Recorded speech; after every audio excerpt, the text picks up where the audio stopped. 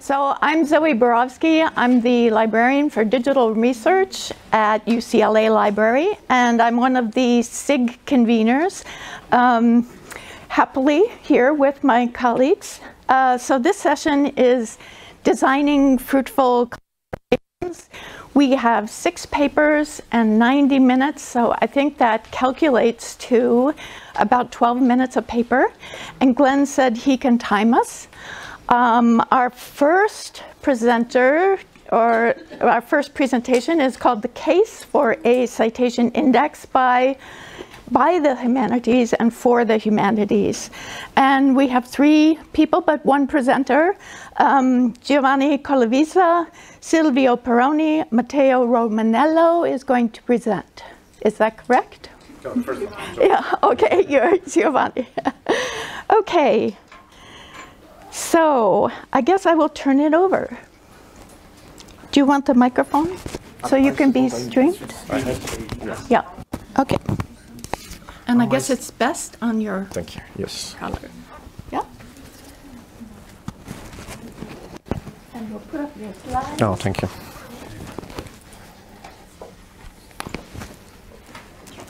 Good? Okay. Good morning. Okay, turn around. Yeah, works. Okay. Good morning, everybody. So what I'll try to do now is basically make a case, and we will see if you're convinced. By essentially, the point is to make a case for a citation index by the humanities and for the humanities. I'll try to explain what I mean by that.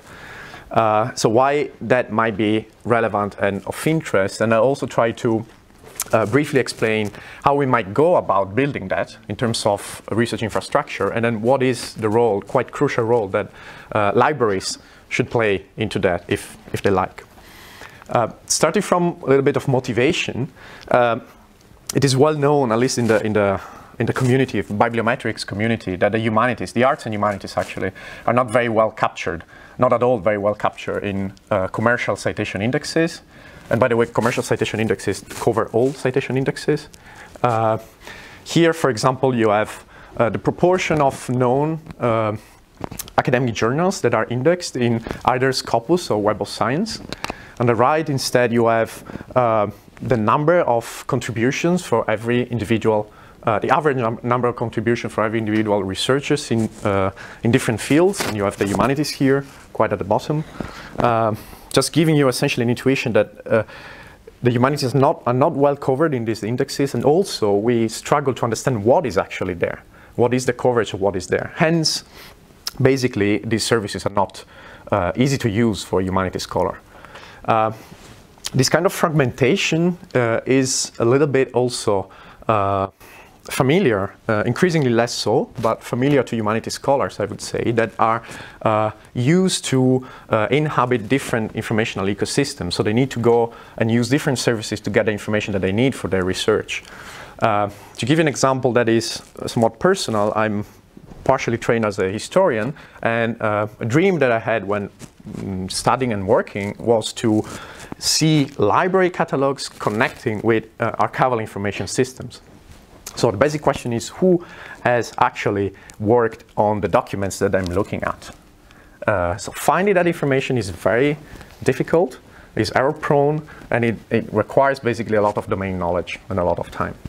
But this is somewhat generalized. So we have maybe digital libraries that are replicating in part metadata and data that is also contained in library catalogs and digital libraries. We have GLAM information systems that are struggling to connect with what is on this side. We have meta engines such as Rubinow that gladly are providing and trying to provide this integration, but they're also struggling on doing so. And then we have commercial solutions such as Google Books and Google Scholar that we use, but we don't really know what is the quality, what are the criteria, what is the coverage. And basically what I'm arguing is that citation data can provide, at least for one possible way, to start pulling these together, to interlink all these different services a little bit more than what they are now. So basically, what are the main motivations to build a citation index for the arts and humanities? So first of all, information retrieval. It's not as much as changing the quality of information retrieval, but the speed. like finding all the scholars that have worked and have cited a certain book or a certain article or a certain primary source or a certain work of art takes a long time. If you can reduce that to basically a click, that would be great. Secondly, as I mentioned before, interlinking information ecosystem that we need to use together, but they are at the moment apart, such as archives and libraries, but also museums and what else. Thirdly, by virtue of having a service that basically you want to buy in, improving the metadata and also reference behavior practices of all the stakeholders of the system. Basically, I'm talking about potentially libraries, but also publishers and scholars themselves. As scholars, when we refer to something, when we cast out the reference, maybe we don't all use the same standard, maybe we take a somewhat eclectic view, and that is a pain in terms of doing citation mining. But if you want to have your article indexed in the citation index, then you might pay a little bit more attention. And the same applies to publishers, for example, that in the bibliometrics community, we're really trying to involve into putting all the metadata as open metadata and also as machine readable and standardized metadata. And lastly, a little bit subserviently, it would provide for quite wonderful data to study basically what is the social and the intellectual organization of the arts and humanities through citation networks or collaboration networks. Hence, again, the point would be that it pulls together, it could help pulling together all these information systems. But I would also say that we need to move beyond what is available at the moment. Take Google Scholar, for example. Now, Google Scholar, I'm taking Google Scholar because allegedly is the most comprehensive, even for the arts and humanities, and I'm assuming everybody is aware of what it is. But I say allegedly because we cannot really study what it contains. We cannot query it programmatically. There is no API in Google Scholar. There are possibly a lot of errors, exactly because they maximize recall, so they try to find everything. What we think is that we should try to have quantity and quality at the same time. So it's crucial to have a comprehensive source coverage, especially in the arts and humanities. People really want to have everything. If not, they feel there is an issue, and they are quite right. And source includes basically all the materials that cite something. Hence, to have comprehensive source coverage, we really need to have substantial chronological depth. We cannot just cover the last 10 or 20 years, which is what you can find in Web of Science and Scopus. We need to go back to basically when we started to use references. That's an interesting story, but not for now. Thirdly, we want to be rich in context. What I mean is that the referencing, the citation semantics in the arts and humanities is quite a little bit more complex than what we have in the sciences. So what it means to cite something can take a variety of meanings. It can be, of course, saying that there is an intellectual depth, but it can also be criticism, it can also be contextualization, perfunctory citations, and what else. So it's important to provide some context, say a snippet or a citation context that allows the user to understand why a citation was cast. And lastly, we should try to be collection-driven. What I mean here is that we should leverage specific specialized collections that we have in research libraries in terms of secondary literature in order to be able to divide and conquer this problem. And I'll tell a little bit more in a second. So the idea that we have going in terms of potential solutions is as follows. So we would like to take inspiration from libraries and basically library catalogs. So how they are built, they are collaborative, they are distributed, and they are open. So there is no central institution that does the cataloging. Maybe there is a central institution that does the databasing, but the cataloging is done distributedly across many libraries. And then, of course, it is open because it is done by the public as a public service. Hence, let's try to do the same thing. So let's try to have a set of institutions, say libraries, archives, and what else, that take ownership of a specific part of the scholarly literature. Say here, we might do the history of the Netherlands.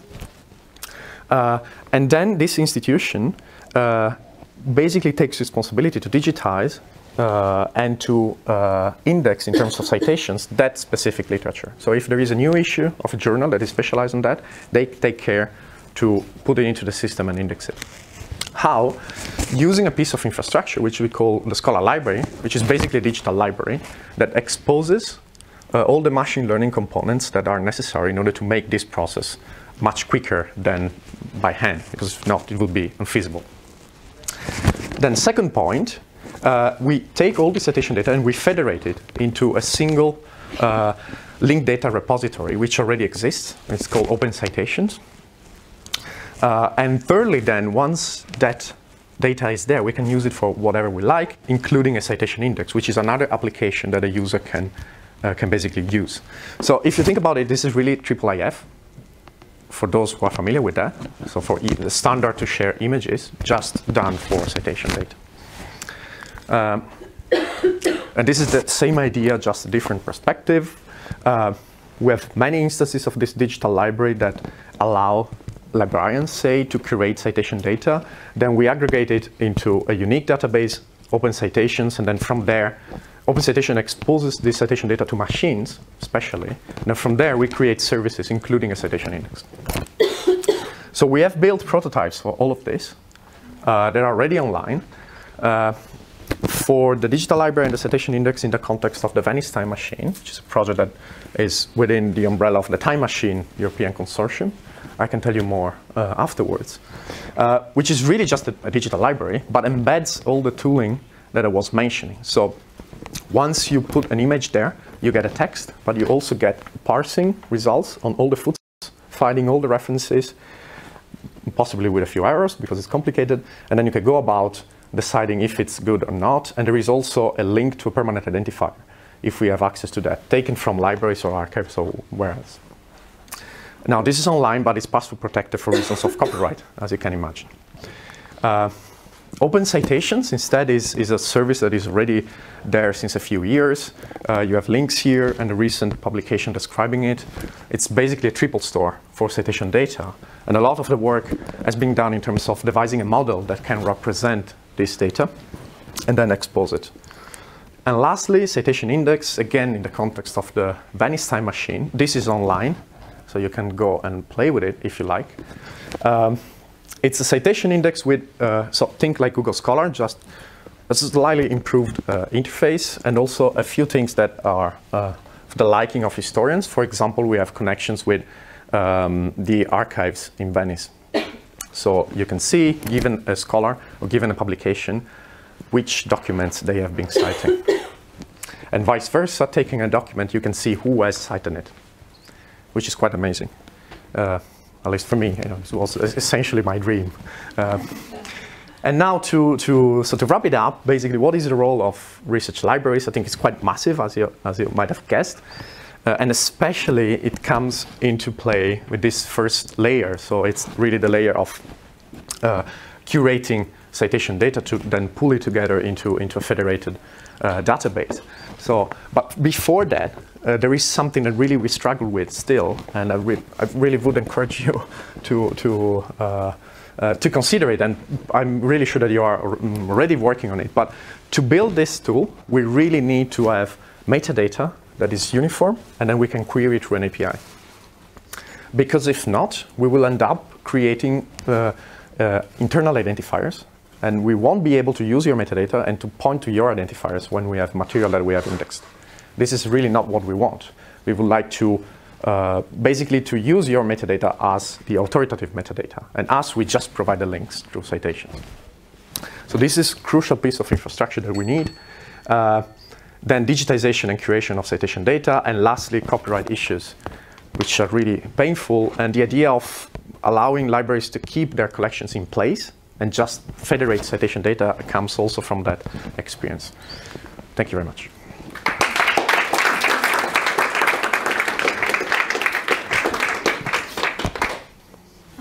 Do we have time for questions now, or shall we wait until the end?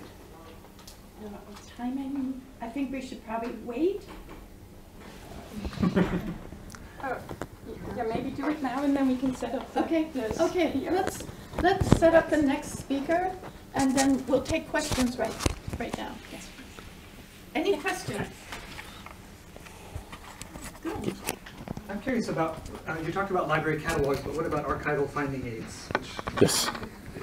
do those fit in the same scheme, or in my library world we have trouble presenting them and uniting them and serving them. So I'm wondering whether that's a step too far for your scheme, or whether these are also included. Yeah, no, I mean, in our view, this is something that we point to. So basically, if you also go to that tool, what we point to is the specific web page of the archive, say the Archive of Venice or another archive, where there is metadata and there is a link, allegedly or hopefully, to the finding aids related to that specific fund or record group, so that a user can use it. So we replicate nothing. We simply link to you. And it would be ideal, of course, to find that online. But the struggle is really the permanent identifier. At least for us, right? We need a permanent identifier to that page so that we can link to that. And then it's the business of the archive, I would say. Please. Thank you. It's such an interesting presentation. I'm wondering what the approach is in terms of, it seems like the central model is the idea that you're citing a particular object, a particular document, so sort of an object document-based model, and what to do with when you're encountering citations that are broadly gesturing towards someone's work, someone's body of information instead of a particular object. Yeah, implicit citations, for example. So yeah, that's a good point. So we have that a little bit for archives, I would say, because at the archive, the granularity with respect to the specific citation can definitely go down to the document. In terms of extracting that information and making that uniform from a footnote, that's really painful. So what we try to do is to go down to the extent possible, keeping a certain quality. So oftentimes we have citation to the record group or down below, but we don't go to the document. We just provide for the text of the reference. That might be perhaps a solution that we can use for authors, for example. If there is a generic citation to an author, we could add it as without pointing to a specific publication and then counting it for the author, but just counting it for the author. But then I would say we would need to make it very clear in the interface that that is the case. So we haven't yet done that. It's quite a good point. Let's thank our speaker. Thank you very much. I think we're going to switch to a broadcast. This is going to be Digitizing for Impact, From Pixels to Scholarship. It was a work by 3 people, Matt Knutzen, Sara Rubinow, and Eric Schoes from the New York Public Library. And Lotta's going to... My name is Eric Schoes from the New York Public Library, and I'm here with Matt Knutzen and Sara Rubinow to discuss Digitizing for Impact, From Pixels to Scholarship. The New York Public Library is the 3rd largest public library in the world, with collections that number over 53 million items. These collections represent a broad spectrum of material types, ranging from maps to prints, photos, periodicals, books, audio recordings, film and video, objects, and more. Digitizing everything in the library would be next to impossible and impractical for a myriad of reasons. So selection criteria, prioritization strategy, and corpus development have become increasingly important as NYPL's digital collections have grown over the last decade or so. There are several different streams of digitization at the library, driven by different types of demand, but the bulk of still image digitization is curatorially driven through a committee selection process. Over the past few years, the projects at the top of that prioritization queue have been identified by staff as the most heavily used printed or manuscript collections, to relieve service staff time, wear and tear on commonly requested items, and to provide broader access. The challenge that remains for these heavily used and digitized collections is that once digitized, a collection item becomes a very different object in the digital realm, with a vast increase in the complexity of expectations and possibilities for conversion into data and interconnectivity with other collections. One such heavily used collection, the Directories of New York City, has traditionally been served as hard copy books here in the Milstein division, which supports research in local history and genealogy. A precursor to telephone books, the city directories attempted to record every working person living in New York City by first and last name, street address, and profession. The earliest was published in 1786 and lists about 900 people, or about 3% of New York's population, while in 1886 there are more than 300,000 individuals listed, which was a quarter of the city. Directories have long been used by genealogists searching for ancestors, but are also used by researchers looking to study social mobility, industrial activities, and other topics. Directories were structured alphabetically by surname. So if you're searching for a person, you can locate where they lived and what they did for work. Interrogating the data by any other means, such as street address or occupation, however, would be prohibitively time-consuming. So for an economist studying bakeries, for example, in the 1870s and 80s, the work would mean leafing through about 39,000 pages or about 6 million entries. One publisher, though, John Dodgett, reorganized the data to create this New York City street directory, published only in 1851 in parallel to the city directory. It's structured alphabetically, first by street name, then number, which raises the question, wouldn't it be great if we could organize all of the city directories in this way or in any way that we want? Digitization of these images, mining the data and defining their structure would give researchers the opportunity to interrogate the data set from multiple perspectives, however they want.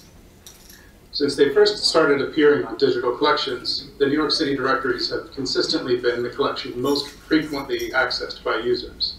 136 volumes are now online, which is about 157,000 pages. This virtual library, however, has some limitations.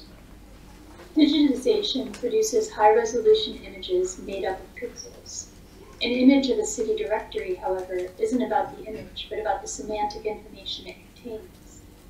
Baseline expectations for discoverability within digitized collections have shifted in recent years. Most of our users now expect full-text search. An increasing number of users report the lack of full-text search as a bug. So the full potential and research impact of digitized directories remains unrealized with the current means of display.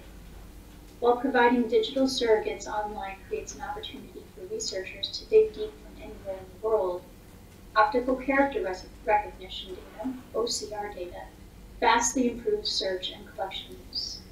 Initial work has been done to extract text from the directory volumes using OCR, and that data is currently stored on GitHub. Here you can see a page of listings on the left, and its OCR output on the right. Inconsistent letter spacing and formatting results in imperfect output of the OCR process, which requires normalizing and cleanup. Perhaps more importantly, the content, name, profession, and address, needs to become structured to be of use to researchers. The inconsistent data structuring of the original volumes, compounded by inconsistently messy OCR, eliminates the effectiveness of regular expressions to parse the data.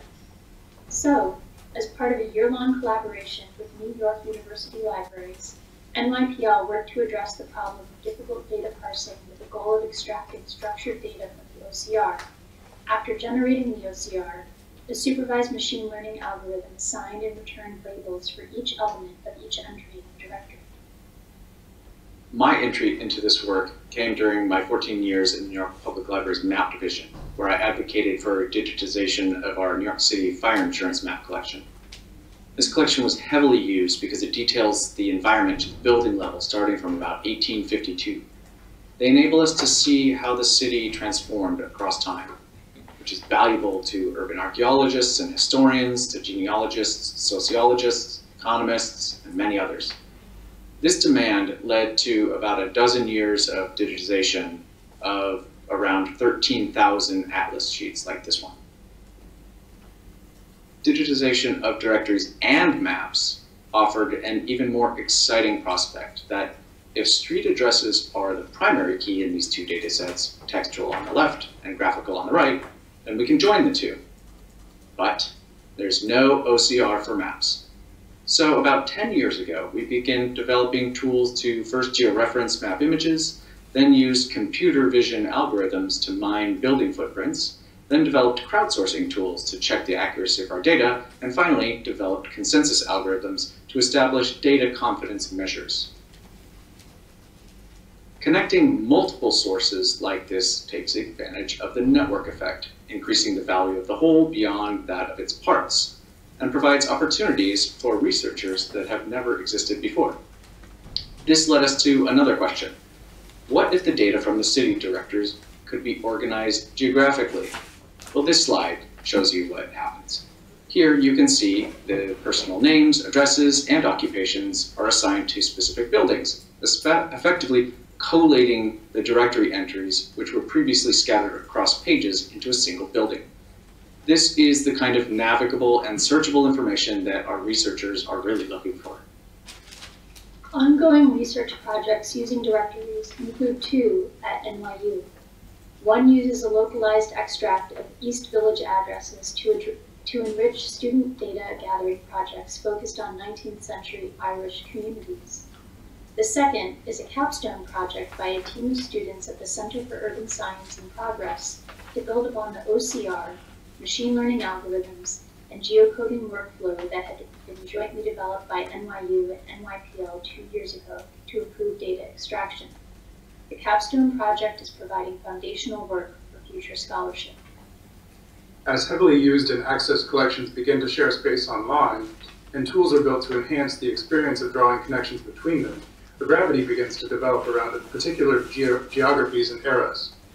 The strength of NYPL's collections is by nature concentrated on topics relevant to the history of New York City that overlap geographically and temporally. As a base layer of map and directory data has been developed through earlier projects, it's become easier to prioritize new digitization by looking at space and time adjacent collections that will lead to a multiplying effect and a richer corpus of material for researchers to draw on. Taking cues for digitization from usage, partners, the local academic community, and researchers across the globe interested in accessing and working with our material, we've begun to develop a digitization strategy around entire corpuses of material, rather than one-offs, to increase the value of these collections and unlock the potential for a high degree of interconnectivity. One project currently being digitized to support connections already being drawn between the maps and directories is the Committee of 15 records. The Committee of 15 was established in 1900 at a meeting of prominent New Yorkers concerned about the dramatic increase in vice, particularly gambling and the social evil of prostitution in New York City, and the unwillingness of the police to suppress it. The committee scoured the city to document or report their findings. The finding aid and metadata for this collection are arranged by street address, making it clear and simple to connect with existing data. One interesting chapter of the Committee of 15's story is related to Chinatown in Manhattan. As they commenced, they were unwittingly drawn into a turf war between two gangs for control over local gambling, prostitution, and opium houses. The committee received highly detailed, unsolicited information about many illegal activities from two members of the Chinese YMCA, who were, in fact, working for an upstart gang leader, vying for the business of his rival, who you might expect was targeted right here. The committee work catalyzed the exact opposite reaction to their progressive intent. This story is enriched by other documents related to the same place and era. These two blocks are represented by an incredible density of documentary evidence, so much more than can be shown here. They highlight threads woven into numerous and wildly complex and overlapping narratives. The maps connect to the affidavit, a lottery ticket, business cards, a mortgage application for the bar at left, which was the home base of popular slum tours of fake brothels, opium dens, and authentic local restaurants. As you can imagine, developing tools to transform digitized collections into machine-readable and interconnected data is highly resource-intensive, which is why it's key for us to partner with research institutions that have a strong digital humanities and computer science infrastructure. With our robust digitization services and world-class collections, we're uniquely positioned to advance scholarship through building relationships with strategic partners. Essentially, the library can serve as a bridge between our collections and the research communities who rely on them and help facilitate their progress from digital surrogates to corpora of actionable digital data.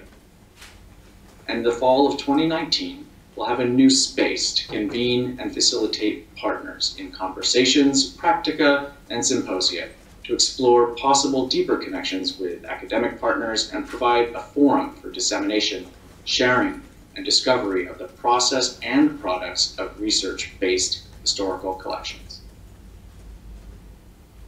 Our digitization efforts focus on developing a strong corpus of collections from a variety of formats to enable greater use by scholars and researchers, leveraging our relationships and partnering with academic institutions and the broader research community, amplifies the potential impact of library collections. Thank you.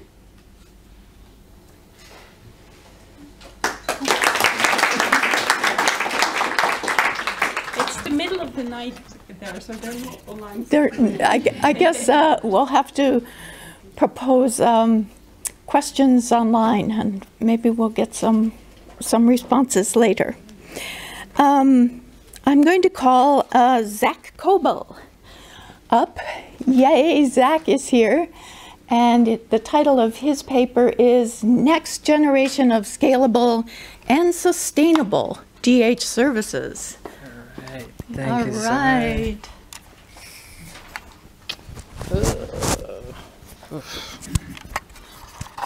I never do this. I know. In pocket, that's good. Okay, and can I set it? Does this pick up the audio if I put it here? Clip it. I have a clip. Yeah, right here or there. There we go. And here's your master control. Thank you. Do it like that. Okay. All right. Thank you all very much. And so we'll jump on the express train from New York Public Library at 42nd Street and head down to Bope's Library at 4th Street, staying in New York City. So I'm Zach Coble. I'm head of Digital Scholarship Services at New York University. So Digital Scholarship Services is a small department that's based within the library at NYU. We support DH, digital publishing, things in that area. And we're a relatively small department. So there's myself, a digital scholarship librarian, and very soon, next month, a digital humanities technologist. The department was co-founded in 2013 by Jennifer Vinnipal and Monica McCormick. And the two of them had written an article around that same time about scalable and sustainable digital scholarship services, which kind of staked out kind of our approach towards supporting DH situated within the library. So kind of thinking about in a field that's still evolving and rapidly expanding, how to be able to do things right, to give appreciation to the craft of DH. So that's something that I've inherited and spent a lot of time thinking about in terms of how we organize and structure things at the library to be able to be sustainable, scalable, but also have room for innovation, to not do these things at the sake of trying to do something new. So rather than scalable and sustainable and innovation at opposite ends of the spectrum of perhaps something of a three-legged chair, and how those can balance with each other.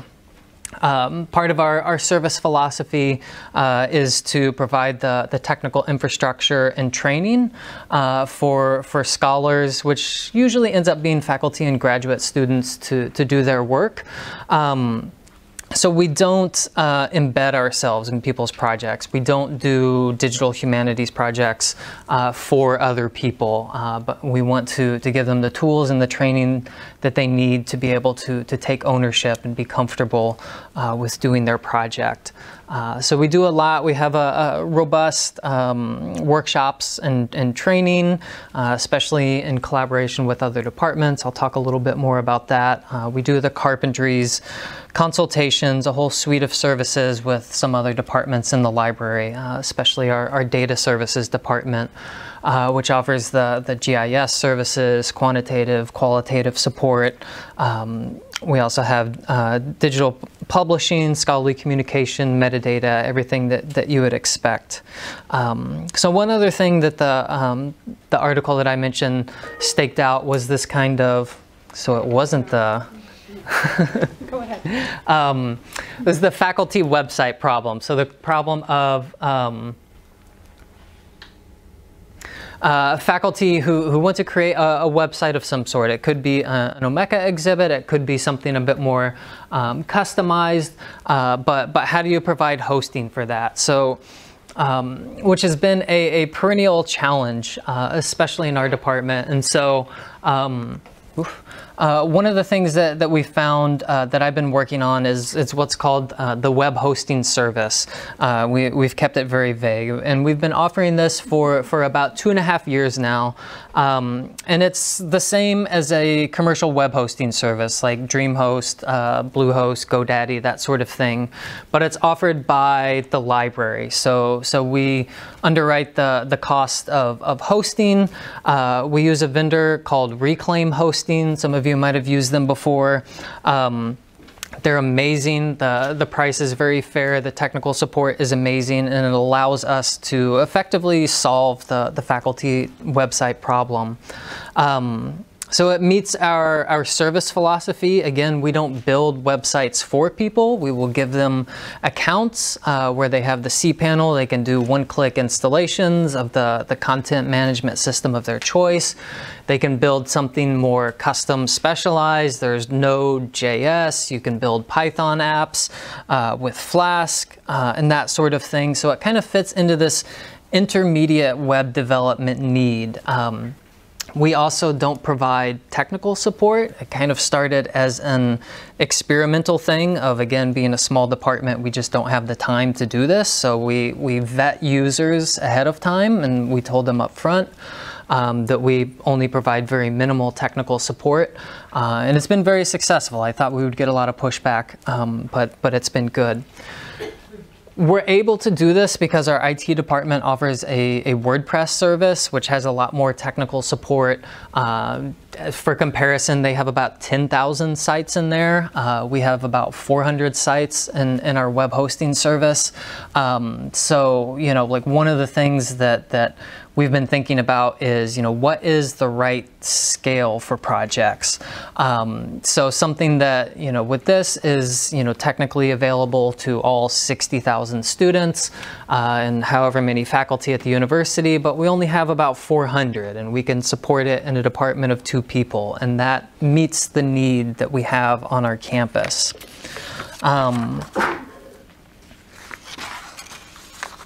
So I've given a kind of very, very focused view of some of the things in digital scholarship services, but I want to zoom out a little bit to talk about some of our partnerships across the library and also across the university as well, and how we're able to provide some services around that.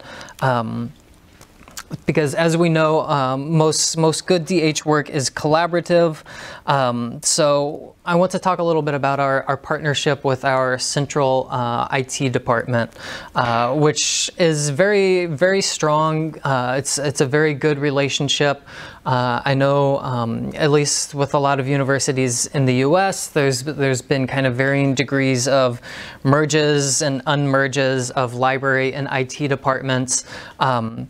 And at NYU, we've been fortunate enough to have continue to have a strong working relationship with our IT department. In particular, we work a lot with the research technology group within the IT, and so they do support for a lot of different things. HPC collaborate on some of our departments. So we have several joint departments that are managed and run by both libraries and IT.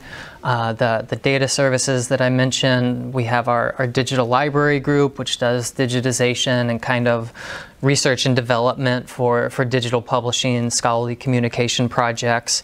And soon to be my department, digital scholarship, will be a joint library and IT department. So the organizational charts can be very complicated. It's not even worth going into that.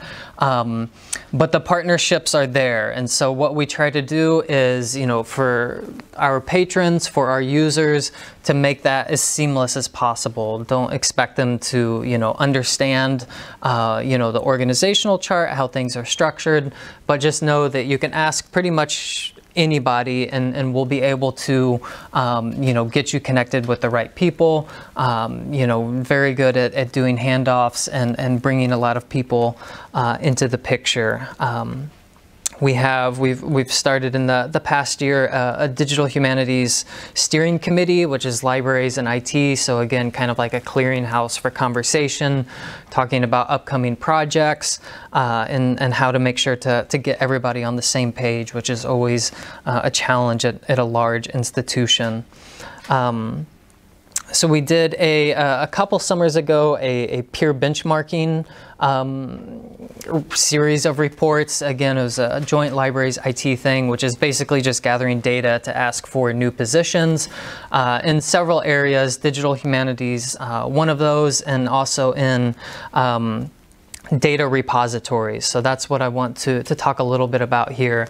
And they were successful in getting some staff, and thankfully a lot of these, you know, somebody that's hired in data repositories, you know, turns out to, you know, have a lot of impact and usefulness within our collections as data work.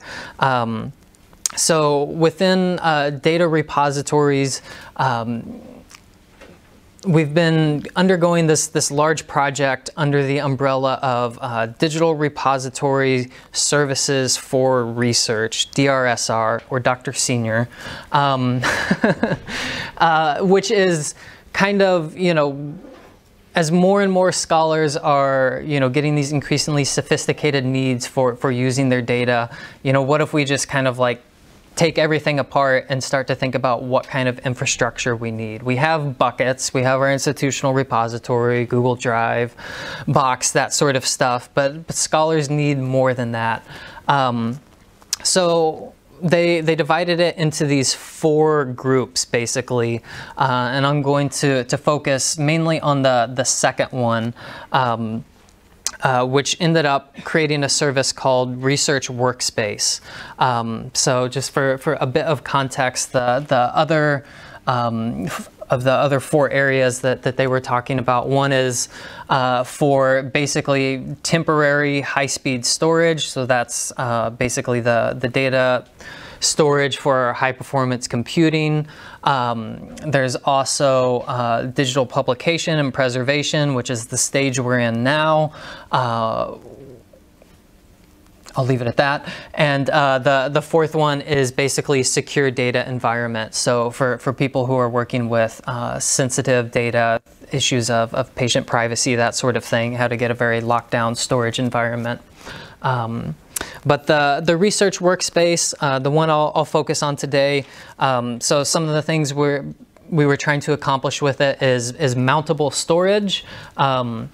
So this is on my laptop, I've mounted one of our collections here. So it's just, if you're on a Mac, Command K, connect a server, and then you can it pulls up the data set as if it were on your computer. So we wanted mountable storage, shared access among different groups, so granular user permissions, and it's intended for working data, not intended to be long-term storage for archived data.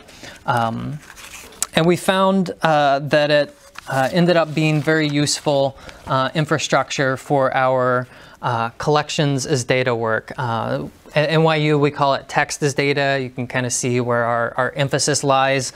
And so some of the work that we've been doing in this area, we have a lot of our subject specialists are curating collections. It kind of started with one person who was working with some South Asian NGO documents that would kind of appear and disappear in very short time windows.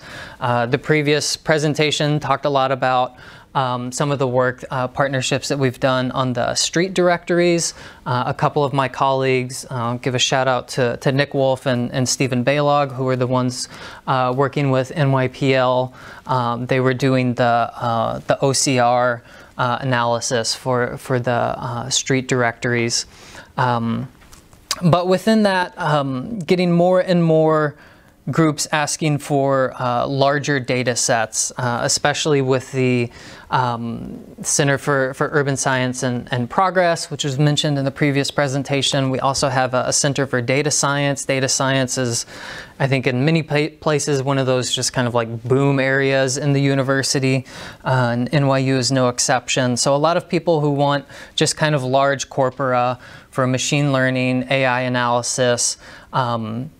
Sometimes they're not that picky. They just want a huge corpora to just feed to the machine, and sometimes they have specific needs. So one of those that I'll talk about is a professor in the history department and the Center for Data Science who's working in a group called the History Lab, which is a joint initiative with Columbia University.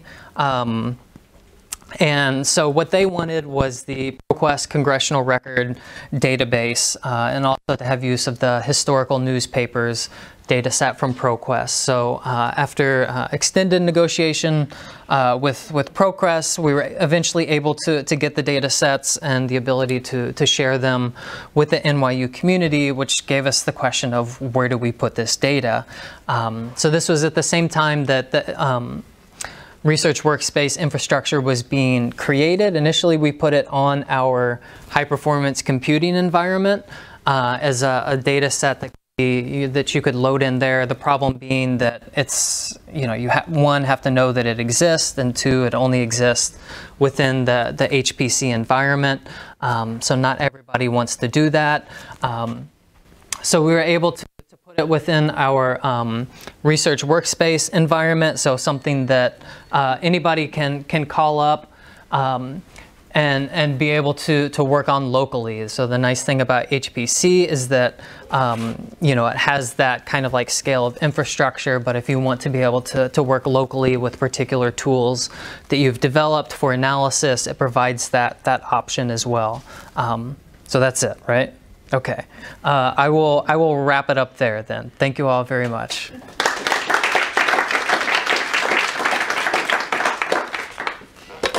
Thank you, Zach. Do we have time for one question, maybe? There's a question in the back. Hey, Zach. Hi. I'm from the University of Cincinnati. Yes. Question about the sustainable model. Can you talk about the funding? Where the funding come from? The come from the library, come from the research IP, and how that's sustainable? Yes. So within the funding, one of the things that is important for us is to have hard lines of funding. So kind of that's at the cost of having like a smaller department, that we're not chasing grant funding to have hired in temporary positions that is unfortunate or can be for the people who fill those positions. So kind of taking the longer route to, we do a lot of work with gathering data so we can make the case and kind of tell that up the ladder at our institution to convince them of the use for it. But it's something within my area that the funding is kind of built into the budget of the library. Thank you. So next up we have Jesko Reiling. The title of his paper, he'll present it in German, the Forschungspartnerschaften zu welchem Preis. And if you go to the Zenodo repository and search on his last name, Reiling, you'll find English translation of the slides. So if that's helpful, we did a quick Google Translate so that you could follow along. Jesko, yeah. First of all, thank you, Zoe, for this idea to translate the slides into English. So if you like to follow my talk in English by reading the English slides, it's now possible. But I will talk in German, and I will also show the German slides. And now I hope we'll get along with that. Also in meinem Vortrag möchte ich den Fokus auf Erfahrungen und Erkenntnisse legen, die die Zentralbibliothek Zürich in betrieblich-organisatorischer Hinsicht als Forschungsbibliothek gesammelt hat. Ich möchte zwei Aspekte in meinem Vortrag näher behandeln. Die Zentralbibliothek Zürich ist seit 2018 als Forschungspartnerin aktiv für ein Forschungsprojekt der Universität Zürich. Das ist die Johann Caspar Lavater Briefausgabe. Und ich möchte zeigen, welche betrieblichen, organisatorischen und finanziellen Aufwände die Bibliothek hatte. Und ich möchte auch zeigen, welche Lesson Learned wir hatten aus diesem Projekt, wobei Lesson Learned eben in Anführungszeichen stehen. Das sind eigentlich Überlegungen und Gedanken, die wir schon vorher hatten, die aber durch das Projekt gewissermaßen dann bestätigt wurden. Kurz also zum Projekt. Dieses Forschungskooperationsprojekt war oder ist unser Pilotprojekt mit dieser Briefedition. Die wird gefördert vom Schweizerischen Nationalfonds mit 1,8 Millionen Schweizer Franken in der ersten Projektphase. Das Ziel dieses Projekts ist es, eine historisch-kritische Online-Edition sämtliche Briefe des Zürcher Aufklärers Johann Caspar Lavater. Also SNF ist der Schweizerische Nationalfonds, die nationale Forschungsorganisation, Institution, also vergleichbar mit der deutschen DFG. Unsere Aufgabe in der Zentralbibliothek ist es, unsere über 20.000 Briefe, die wir von Johann Caspar Lavater haben, zu digitalisieren. Das werden am Ende dann ungefähr 110.000 Images sein. Wir werden für jeden einzelnen Brief entsprechende Metadaten erschließen, wobei das hier ganz basal gewissermaßen funktioniert. Also wir werden Absender, Empfänger, Ort und Datum erschließen und anschließend wird das dann eben in die Datenbank der Edition exportiert. Nun, welche Aufwendungen hatten wir hinsichtlich des Personals? Es wurde eine 50%-Stelle geschaffen, bezahlt durch Gelder des Nationalfonds. Diese 50%-Stelle wurde in der Zentralbibliothek eingerichtet. Das heißt, der Nationalfonds zahlt diese Stelle. Zusätzlich spricht die Bibliothek aber auch noch einen Zuschuss von 11.000 Franken dazu, weil eben diese Person als Mitarbeiterin unserer Institution nun arbeitet.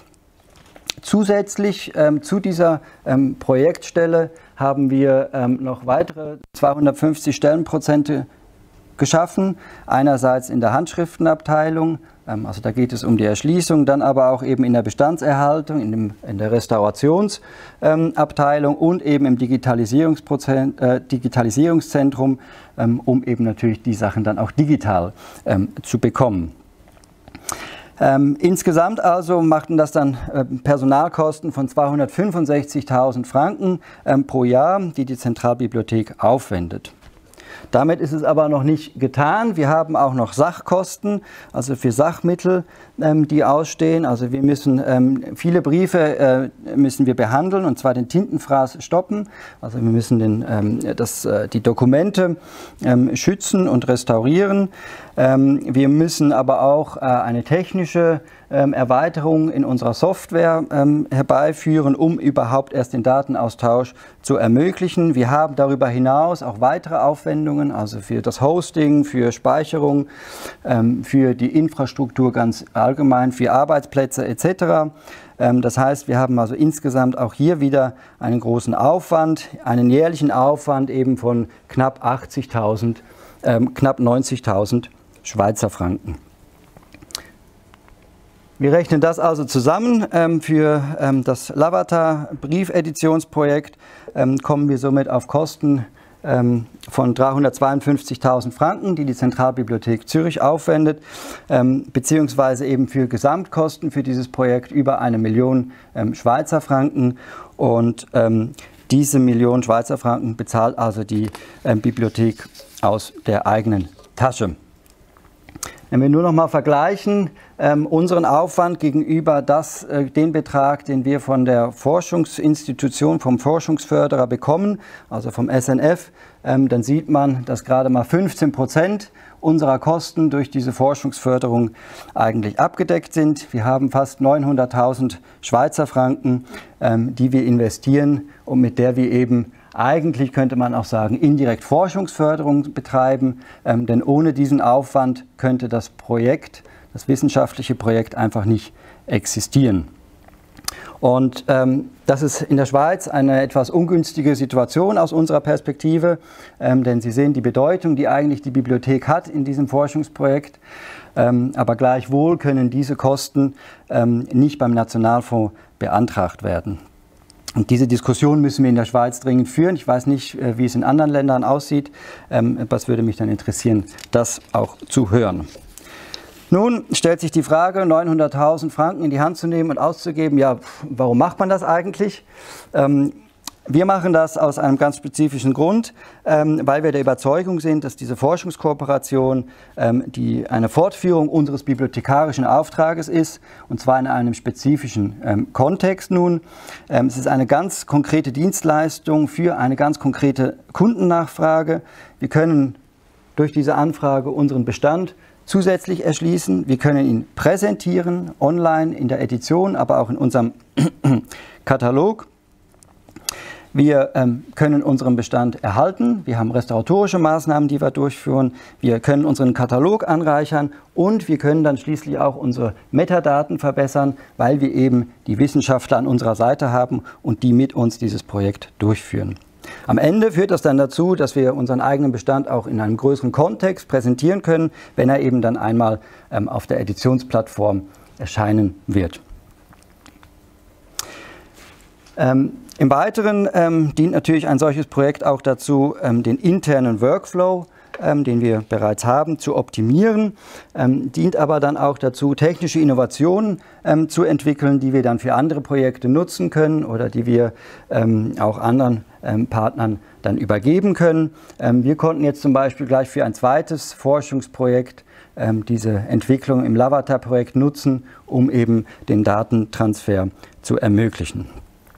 Als Fazit aus diesen hier nur kurz zusammengefassten Überlegungen zum Nutzen eigentlich einer Forschungskooperation, als Fazit ergibt sich damit, dass die Sichtbarkeit des eigenen Bestandes erhöht wird und dadurch natürlich auch der eigene Bestand größere Nutzung erfährt, attraktiver erscheint und vielleicht im Idealfall dann sogar weitere Folgeprojekte nach sich zieht oder eben auch andere Forschungsprojekte, die eben dadurch angeregt wurden.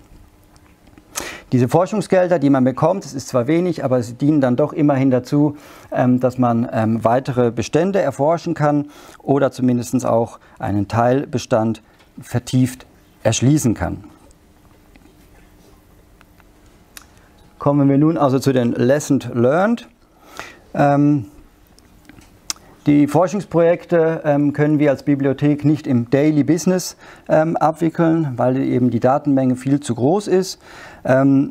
Forschungsprojekte sind auch immer Projekte, die bereichsübergreifend abgewickelt werden müssen. Das heißt, man hat die Handschriftenabteilung, also aus der Spezialsammlung eine Abteilung. Dann braucht man die Bestandserhaltung und man hat das Digitalisierungszentrum. Und für diesen übergreifenden Konnex braucht man eine besondere Planung und Koordination. Deshalb hatte sich dann die Zentralbibliothek Zurich dazu entschlossen, 2018 auch eine spezifische Stelle einzurichten, das Produktionsmanagement für die Digitalisierung, das also einerseits für diese Koordination der Projekte zuständig ist, gleichzeitig aber auch als Ansprechpartner für die Forschungsprojekte eben dienen soll und zusätzlich, Sie sehen es, eine weitere Aufgabe bekommen hat, nämlich die Planung und Koordination von Eigendigitalisierungsvorhaben. Ich komme darauf gleich noch zurück. Wenn man nun also Forschungskooperation als bibliothekarischen Grundauftrag versteht und ansieht, dann sollte man das eigentlich auch finanziell so handhaben. Das heißt also, die Forschungsprojekte nicht durch befristete Projektmittel finanzieren, sondern eben mit regulären Betriebsmitteln finanzieren. Das ist dann eben auch ein ganz klares Zeichen gewissermaßen an die Wissenschaft und an die Forschung, dass man als verlässlicher Partner sich aufstellen will, dass man als verlässlicher Partner gelten kann, der eben dazu beiträgt, dass die Projekte in der entsprechenden Laufzeit auch tatsächlich umgesetzt werden. Genau. Konkret heißt das nun, oder hieß das nun für die Zentralbibliothek, 4 neue Stellen zu schaffen, die wir seit diesem Jahr haben. Das sind eben jetzt 4 Stellen, die genau für diese Forschungsprojekte agieren sollen und tätig sein sollen. Sie sind einerseits eine Stelle im Digitalisierungszentrum, eine weitere Stelle in der Bestandserhaltung und dann haben wir 2 Stellen, also 200 Stellenprozente, die in den gesamten Spezialbereichen tätig sein soll, also die nicht nur Handschriften erschließen soll, sondern eben auch alte Drucke oder Illustrationen, Grafiken, Karten etc. etc. Dann ist es die Aufgabe, aber nicht nur für Forschungsprojekte zu arbeiten, sondern eben auch Eigendigitalisierungsprojekte umzusetzen. Eigendigitalisierungsprojekte haben wir deshalb in der Planung, weil wir nicht wissen können, wie viele Forschungsprojekte auf uns zukommen. Sollten wir mal kein Forschungsprojekt haben, so können wir unsere Leute trotzdem noch beschäftigen. Durch diesen Einsatzplan gewissermaßen ist man eben variabel unterwegs, kann effizient seine Ressourcen einsetzen und hat den entsprechenden Handlungsspielraum, Forschungsprojekte zu unterstützen. So, vielen Dank.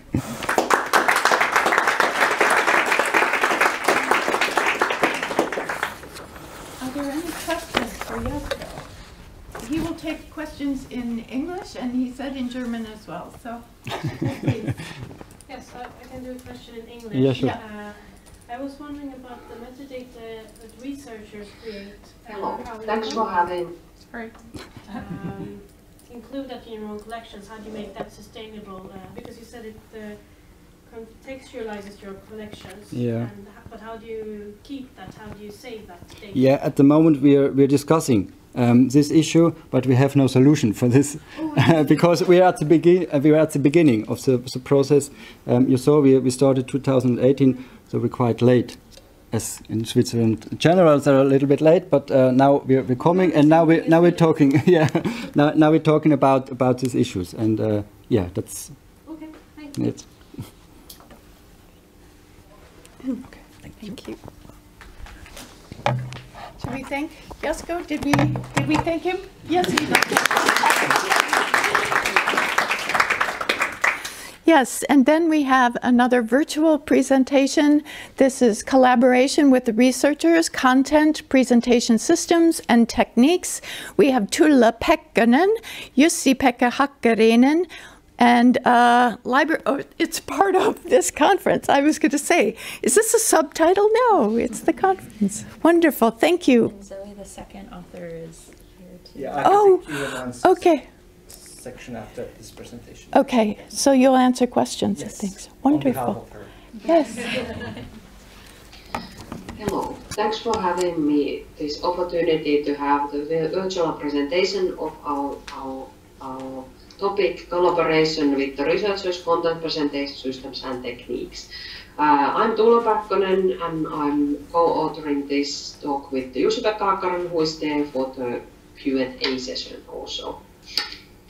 Very briefly about National Library of Finland. So we are part of University of Helsinki, an independent institute there, and our origins are from the 1640 when the Academy of Turku was founded, and from then on the library has existed in some form or another. So we have been in the Swedish reign and then in the Russian reign and then during the independence also.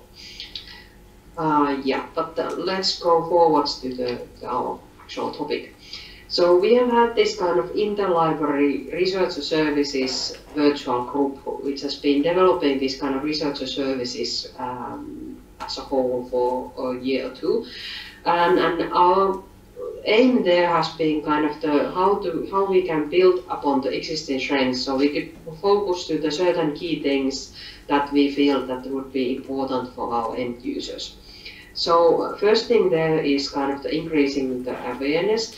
So having the opportunity to tell people that we exist and our material exists, so that they would be aware that these materials can be used.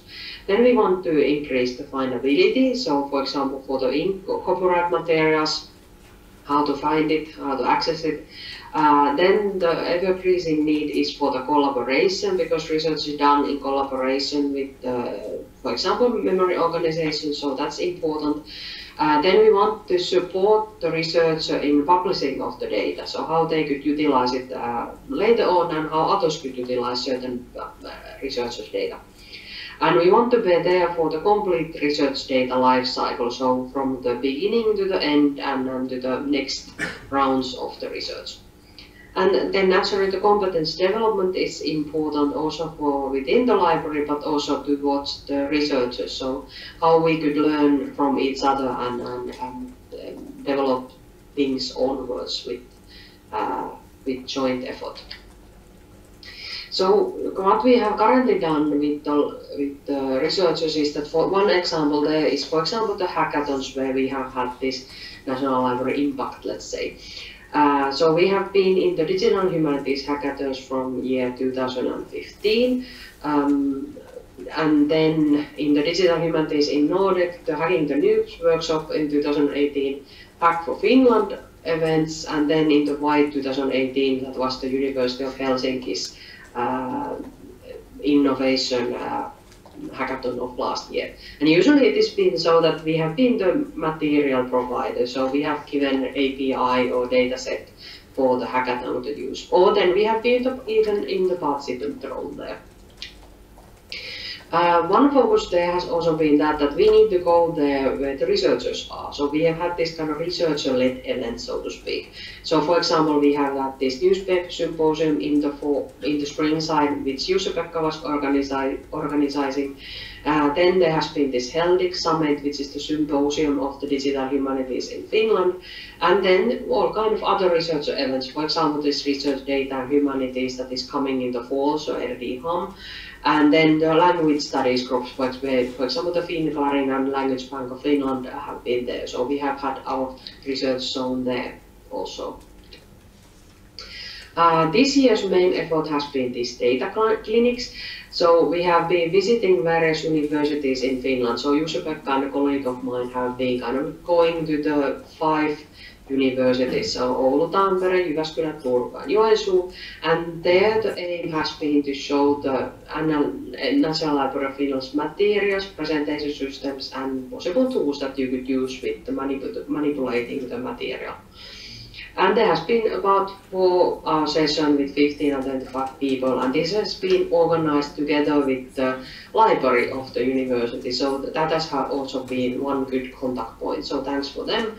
And there has been opportunity for questions and answers, so getting some kind of insight of what the researchers are doing and then discussing about the features and the data that we have, which has been very valuable.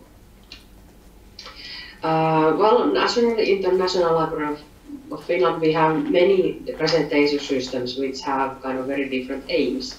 And one thing that we keep thinking that should we have specific features for researchers, or is it okay to have kind of generic features that are fit for anybody, let's say. So is that enough? So for example, one example is Teoria IFI, which is kind of this institutional repository service. So it's possible to store your documents or slide sets and so forth there. Then we have the FinnaFi, which is kind of the collections of the Finnish archives, libraries and museums. So it is kind of national aggregator of all the metadata that they exist for the, all of the materials across these organizations. And there are nice developer APIs, metadata available, and Finna is actually part of the national research infrastructure as such.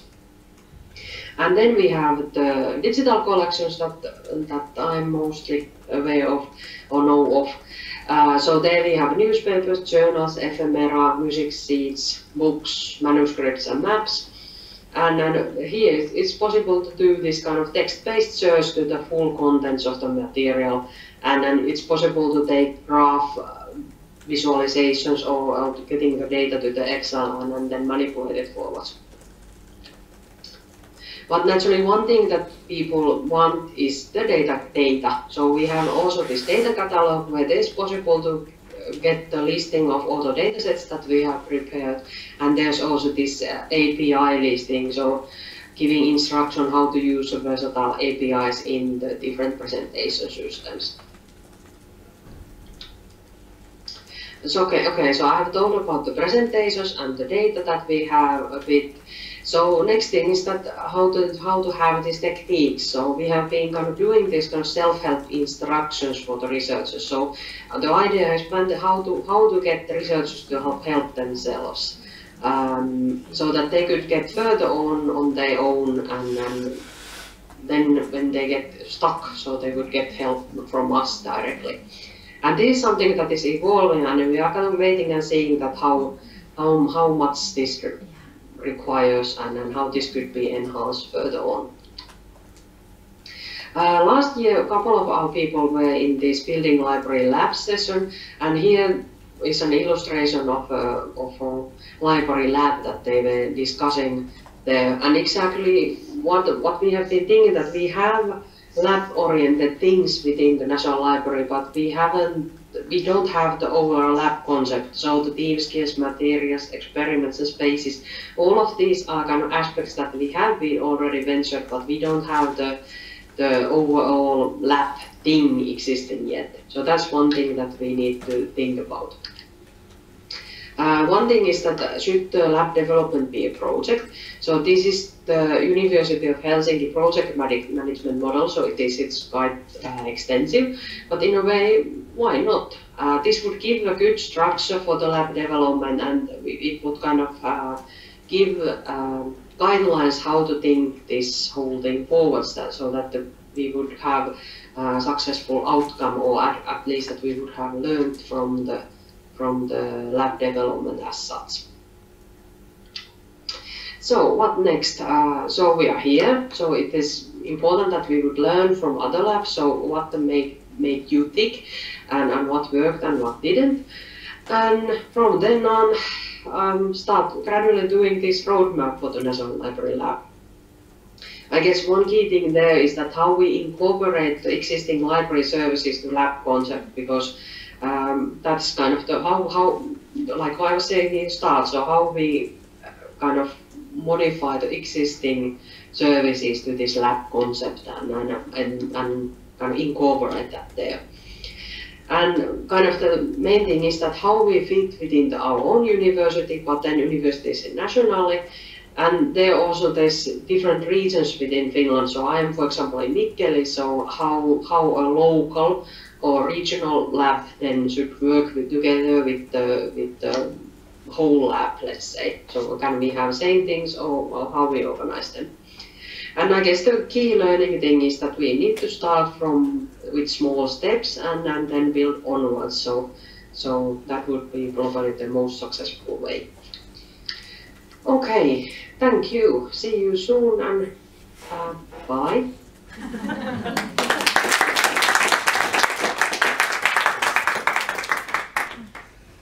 Can we have questions? Yeah, there was a comment from Stellar Wisdom, and thanks. We did stole your ideas of this roadshow, and it did work out. It was tedious work since Finland is a bit larger than the Netherlands, and it took quite a lot of time for traveling across Finland, but it did pay out, because through these data clinics, we managed to integrate our services into DH teaching. And I think that is cumulative process then.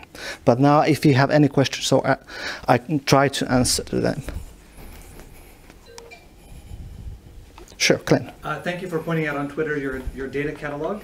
I'm just playing with it right now. It's very useful. Are the data sets here all open data sets? And if so, how would you approach the problem of delivering licensed data sets?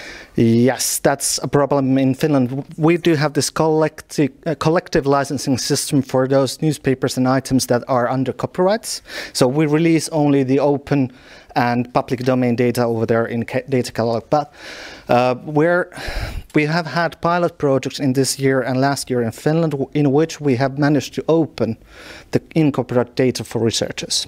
But they must log in, and they must be verified users that they can use the data. And there are some restrictions how they can release the dataset, for instance, and whether that is in copyright or not, that is a question that we're working with.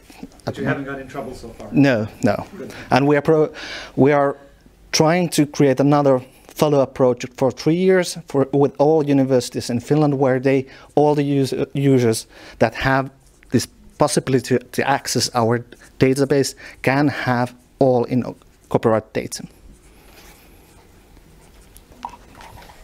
Thank you. Thanks so much. I think this is our 6th one. This is great. Partnering up with researchers in a national library, we have Martin, Stephen, Sara, and Lotta. Are you all going to present? No? No, just Martin. Just Martin. Yeah. All right. Where's the pointer? Cool. Okay, hi all. My name is Martijn Kleppe. I was the guy who was shifting around the presentation all the time. That's basically all my role for today. Everything is done by Lotte and by Sara.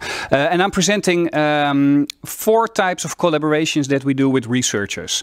And that's basically a joint effort of several colleagues. So they're all up here. So it's Lotte, but it's also Steven who's sitting over there, and Sara who's at home. And we all work at the National Library in the Digital Scholarship team on several departments. And this is basically where you are right now. If you're going on a tour, I'm not sure if the tours are going through the stacks. I hope so. Yes, okay, wonderful. You get a nice impression of all the books and the 125 kilometers of books that we have downstairs. But if you take the elevator up to the 4th floor, you get into our high-tech data center. And this elevator is really a nice time capsule where you go from the books right now to the library of tomorrow. And what we are going to show you are some of the collaborations we do with researchers who are using all our digital collections.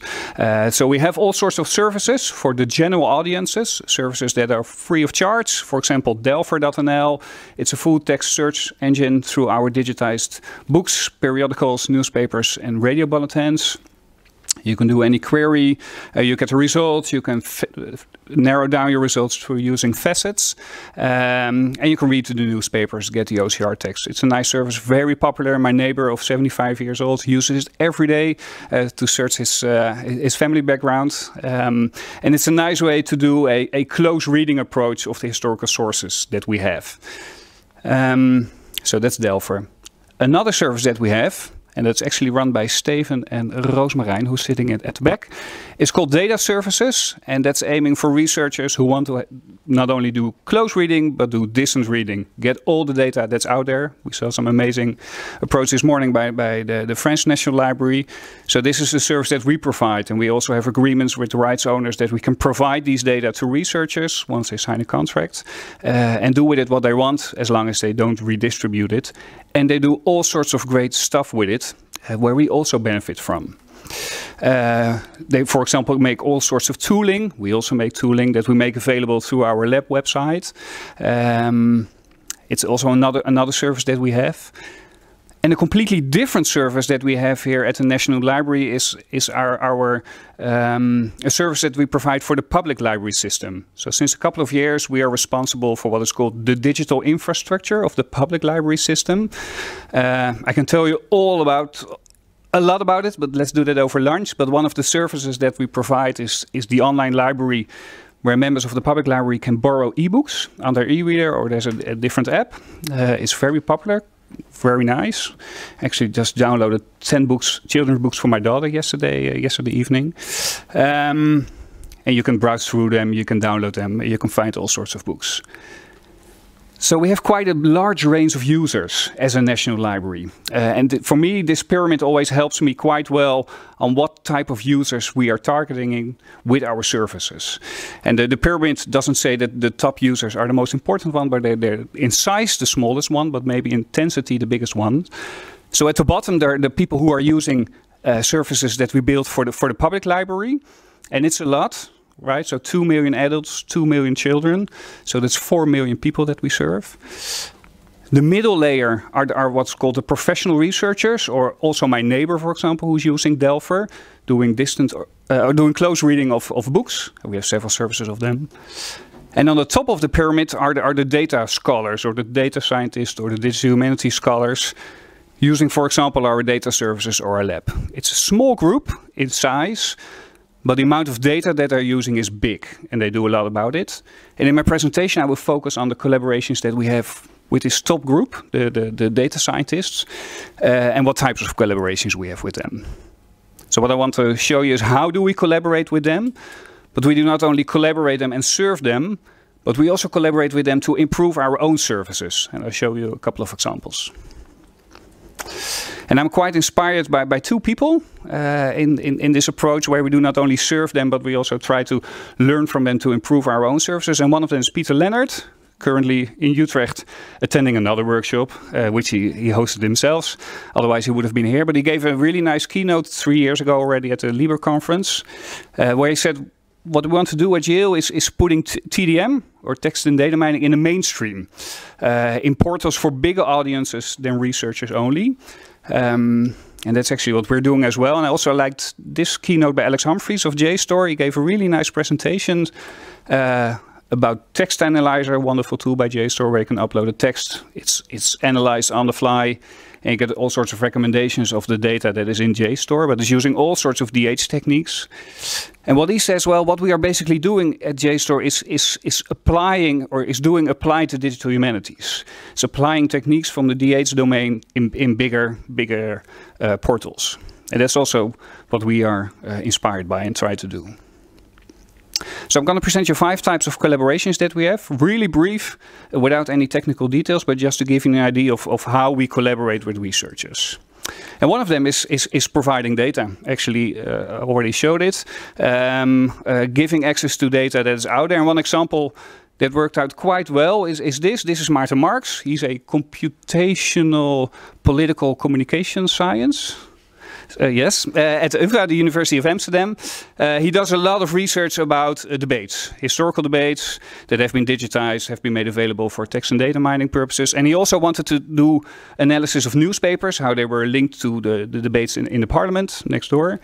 And he said, well, can I have the data of your newspapers because I want to do all sorts of stuff with it? So we were allowed to, so we provided him with access. And he said, well, I want to make an n-gram viewer where I can analyze the word frequencies over time. So he built this by himself, together with an UX company.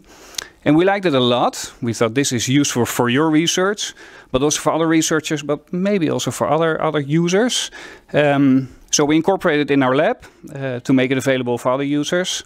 And in the end, and this is one of the stories that we're really happy with, we were able to incorporate it into Delpher, the service that I showed before. So actually, you can now type in any query in Delpher and you can get these n-grams. We completely rebuilt the code that he made, but it was a great inspiration for us to use. And now my neighbor's using it, which I love. Another way of collaboration is the Research and Residence program that we've now been running for 5 years, which is great. It's actually the way how I got to work at the KB, because I was one of those research and residents. It's a program that we set up 5 years ago to invite early career researchers to come and work with us for 6 years, part-time. And we did that first to understand their changing needs. We've seen all sorts of presentations already on changing scholarly practices. And by inviting them over to come and work at our offices, we really got to see what their questions were. So they had a primary research question that they were allowed to answer within 6 months, working with us. They team up with a research software engineer and a digital scholarship advisor, and they actually really sit. So this is our offices upstairs. They really sit over there, and it helps us a lot by gaining understanding what they do. But they also build all sorts of tooling that is of interest, so that we publish in the lab, but is also used for other services. So an example, this is Frank, the guy above. He was one of the researchers, I think already 3 years ago, 2 years ago. Okay. Well, so anyway, he's an old researcher in residence, and he's a media historian. And he is interested in shifting types of genres in newspaper articles. So he wanted to know if the interview, how it was published, changes over time, or the column, or the reportage. And he wrote and he uses Delpher to do that before. But in Delpher we have a possibility to select types of articles. So you can select advertisements or illustrations and article, but article is basically everything. So there's not a distinguishment of other types of articles. But he wrote a dissertation where he manually coded, with a group of researchers, a lot of articles saying this is an interview, this is a column, this is a reportage. So what he did together with Juliette, is a former colleague, former research software engineer, is building a classifier based on machine learning techniques to automatically classify newspaper articles based on the work that he did before, which was really nice. So they also built a demonstrator, you could try it out, where you could put up a text and then the algorithm says, well, I think with an 87.8 confidential rate, this is a news item. And this is really a nice example for us also to learn more about machine learning, but also where we think, hey, is this something that we could incorporate in Delver to help bigger audiences? We collaborate in all sorts of research consortia in different ways, providing data, but also as an active research partner. So what is quite nice is about the project of Frank that I showed. We managed to get additional funding, relatively big, with 2 other research partners, so they continue working on this. And last year we formulated a research agenda to prioritize the topics that we want to pay a lot of attention within research projects. Oh dear. Oh wow. Okay, other projects that we also have. I'm pretty there. A fourth one, which I liked a lot, we did this year, was participating in a workshop organized by the Dutch national funding body of scientific research. It's called the ICT with Industry Workshop, and where as a organization you can submit a case on all sorts of topics, and researchers then can register to participate in this for a full week. They get a hotel and big food, great food, and a lot of knowledge. So we did this, and the topic was about creating automated metadata. And it was a wonderful way for us also to kickstart these kind of researchers and build a new network. And this year we participated for the first time in benchmark contests. Can tell you a lot more about that. Actually, we participated in 2 where we provide data to researchers on different types of tasks. One was a really academic task, one was a more task that was fitted our needs, and where researchers could use the data and work with it. So, as a wrap-up, cool. So how do we collaborate and how do we try to improve our services by collaborating with them? So these are the users. These are basically the users. They're using services like we have. And in the case of Maarten, we really managed to build it into a services for bigger options. And then if I go to these guys saying, well, are we done yet? Not yet, I think. We are not there yet, because we also have these users, the public library users, which is a great group where we can do a lot of great work for. For example, for the ebooks, finding ebooks is difficult, so we're looking at how can we make better transparent recommendation systems. So in the end, we would like to drill down the insights that we have for these audiences. If you want to read more, here it is, and thank you for your attention.